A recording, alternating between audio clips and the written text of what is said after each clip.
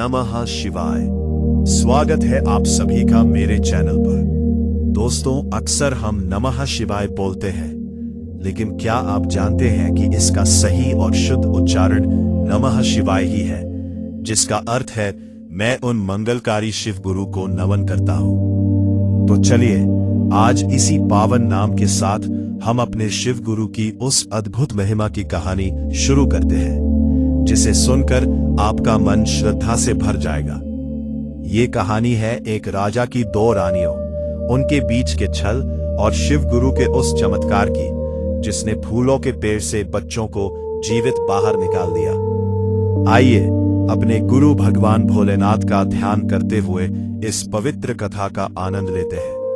प्रेम से बोलिए हर हर महादेव। एक प्राचीन और समृद्ध नगर में एक अत्यंत प्रतापी राजा अपनी दो रानियों के साथ राज करते थे। राजा का शासन इतना कुशल था कि प्रजा उन्हें पिता तुल्य मानती थी, परंतु राजा के स्वयं के महल में सन्नाटा पसरा रहता था, क्योंकि उनके घर कोई संतान नहीं थी।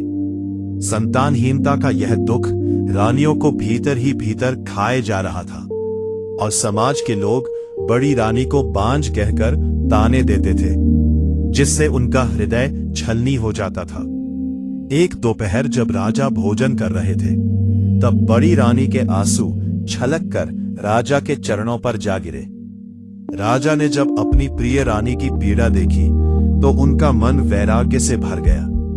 वे राजपाट त्याग कर अपने शिव गुरु के मंदिर में जा बैठे और अपनी चादर से फांसी का फंदा बनाकर महादेव को चुनौती दी कि यदि उन्हें संतान सुख न मिला तो वे अपने प्राण यही त्याग देंगे। राजा की ऐसी हठ देखकर स्वर्ग में हलचल मच गई। शिव गुरु और ब्रह्मा जी ने विचार किया, और ब्रह्मा जी ने राजा के भाग्य की लिपि पढ़कर बताया कि इनके भाग्य में पुत्र योग तो है, परंतु वह कठिन परीक्षा के बाद ही प्राप्त होगा। शिव गुरु ने एक तेजस्वी महात्मा का रूप धरा और मंदिर में मूर्छित पड़े राजा को उठाकर सांत्वना दी।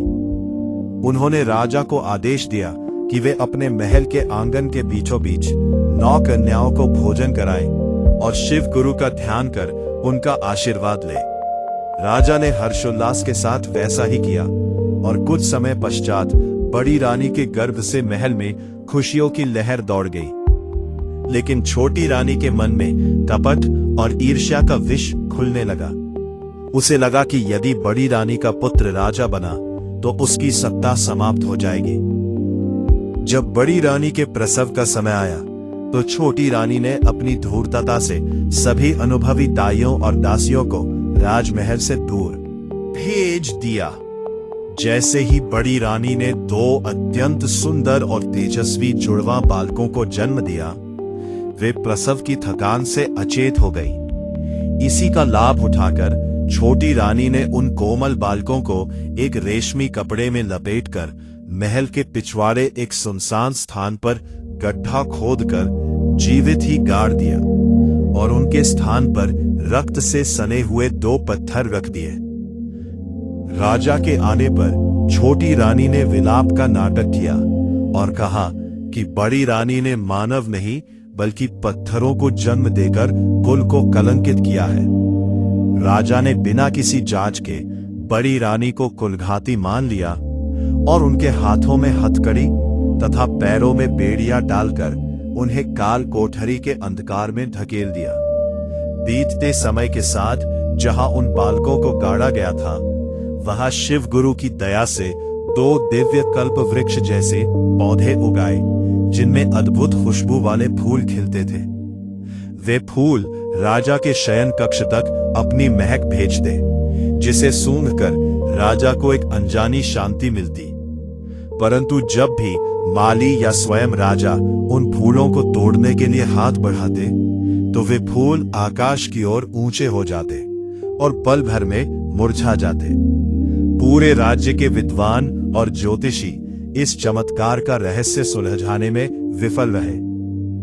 अंततः 6 वर्ष बीत जाने पर शिव गुरु और ब्रह्मा जी ने पुनः सन्यासी का वेश धारण किया और राजा के द्वार पर अलख निरंजन का उद्घोष किया। उन्होंने राजा से कहा कि इन फूलों का रहस्य केवल वही स्त्री खोल सकती है जिसे आपने कारागार में बंद किया है। राजा ने अनिच्छापूर्वक बड़ी रानी को सभा में बुलवाया, जिनके वस्त्र फटे हुए थे और शरीर अत्यंत दुर्बल हो गया था। सन्यासियों ने आदेश दिया कि हे रानी, यदि आप निष्पाप हैं तो अपने शिव गुरु का ध्यान कर इन पौधे ओम को अपनी ममता से सींचिए। जैसे ही बड़ी रानी ने उन पौधों के समीप जाकर अपने मातृत्व की पुकार लगाई और उनके स्तनों से दूध की धार उन वृक्षों पर पड़ी, वैसे ही एक भीषण गर्जना के साथ दोनों वृक्ष बीच से फट गए। उन वृक्षों के भीतर से 6 वर्ष के 2 राजकुमार, जो साक्षात देवताओं के समान चमक रहे थे, बाहर निकल आए और मां मां पुकारते हुए बड़ी रानी के सीने से लग गए। बच्चों ने भरी सभा में छोटी रानी के उस काले कृत्य का वर्णन किया कि कैसे उसने उन्हें जीवित मिट्टी में दबाया था और कैसे शिव गुरु की प्रेरणा से धरती माता ने स्वयं गोद में लेकर उनकी रक्षा की। राजा को अपनी भूल का आभास हुआ और उनका क्रोध ज्वालामुखी बनकर छोटी रानी पर फूटा।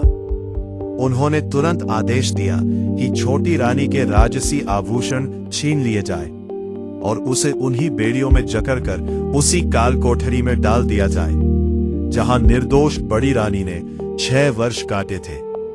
राजा ने अपनी बड़ी रानी से क्षमा मांगी और दोनों राजकुमारों को अपना उत्तराधिकारी घोषित किया। पूरे नगर को दुल्हन की तरह सजाया गया, दीप जलाए गए और कई दिनों तक उत्सव मनाया गया, जिससे यह सिद्ध हुआ कि शिव गुरु के घर देर है पर अंधेर नहीं। तो दोस्तों, यह थी हमारे शिव गुरु की वह अद्भुत लीला, जिसने साबित कर दिया कि छल और कपट चाहे कितना भी गहरा क्यों ना हो, सत्य के सूर्य को कभी ढंक नहीं सकता।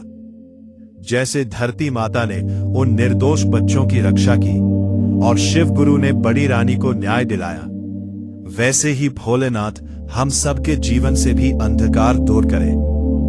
उम्मीद है आपको फूल के पेड़ से निकले बच्चों की यह भावुक और प्रेरणादायक शिव चर्चा पसंद आई होगी। अगर इस कहानी ने आपके दिल को छुआ है तो वीडियो को लाइक जरूर करें और अपने परिवार और दोस्तों के साथ शेयर करें, ताकि वे भी शिव गुरु की इस महिमा को जान सके। कमेंट बॉक्स में अपनी हाजिरी लगाना ना भूलें और पूरी श्रद्धा के साथ लिखें, हर हर महादेव, जय शिव गुरु। अगर आप मेरे चैनल पर नए हैं तो ऐसी ही और भी पौराणिक और भक्तिमय कहानियों के लिए चैनल को सब्सक्राइब करके बेल आइकन जरूर दबा दें। जल्द ही मिलते हैं एक नई कथा के साथ। तब तक शिव गुरु की कृपा आप पर बनी रहे। हर हर महादेव।